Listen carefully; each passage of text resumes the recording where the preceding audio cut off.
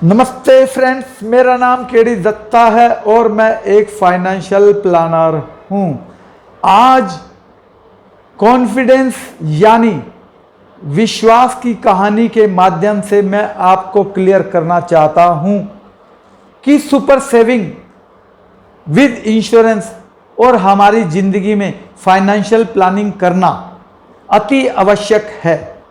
एक गांव में एक परिवार रहता था। वह भगवान में बहुत विश्वास करता था। ऐसे गांव में एक बार बाढ़ आ गई और गांव के लोग उस गांव को छोड़कर सुरक्षित स्थान में जाने लगे। तो बाद में उनके पड़ोसी ने उनको आकर के बोला कि गांव में बाढ़ आ गई है और आप हमारे साथ चलें और सुरक्षित स्थान में जाकर रहते हैं। परंतु उन्होंने उस समय यह बोला कि भगवान आएंगे और हमें बचाएंगे। बाद में गांव का मुखिया उनके परिवार के पास आया और बोला कि गांव में भयंकर बाढ़ आ चुकी है, आप हमारे साथ सुरक्षित स्थान पर चलें। तो उस समय भी उस परिवार ने ऐसा ही बोला कि भगवान आएंगे और हमें बचाएंगे। बाद में बाढ़ ने भयंकर रूप ले लिया, विकराल रूप ले लिया और उनका मकान उस पानी में डूब गया। बाद में वो उस मकान की छत के ऊपर चले गए और ऊपर एक हेलीकॉप्टर घूम रहा था जिसमें आर्मी के लोग थे। उन्होंने एक मोटा रस्सा उस परिवार के ऊपर लटकाया, डाला और बोला कि इस रस्सी के सहारे हमारे हेलीकॉप्टर में आ जाओ, हम आपको सुरक्षित स्थान पर पहुंचा देंगे।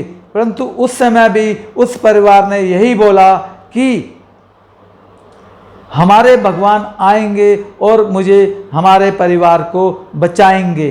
तो इस तरीके से वह परिवार उस भयंकर बाढ़ की चपेट में आकर के मर गया। बाद में उसने भगवान को बोला कि हमने आपकी भक्ति की, हमने आपके ऊपर विश्वास किया, परंतु आप हमें बचाने नहीं आए।